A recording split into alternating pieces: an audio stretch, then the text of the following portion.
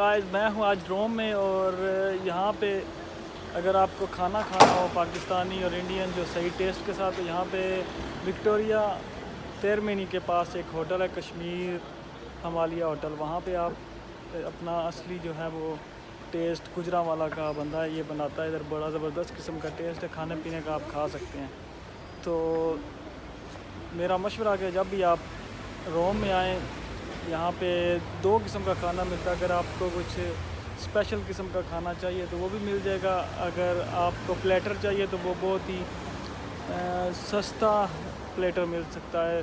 और ख़ास तौर पे स्टूडेंट्स वगैरह या फिर जो टूरिस्ट हैं वो यहाँ पे ज़रूर आएँ कश्मीर हमालिया होटल में, और यहाँ पे आके प्लेटर ऑर्डर करें। तो तकरीबन 5 से 6 यूरो इसकी कीमत होती है और बड़ा ज़बरदस्त किस्म का खाना होता है और मज़ा आएगा आपको खा के।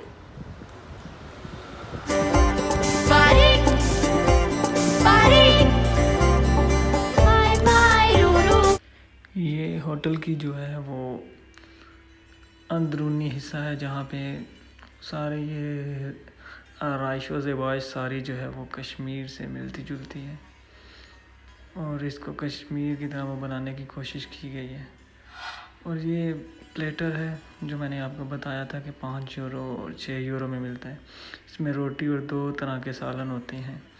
बहुत ही टेस्टी सालन होता है, एक बंदा आराम से खा सकता है।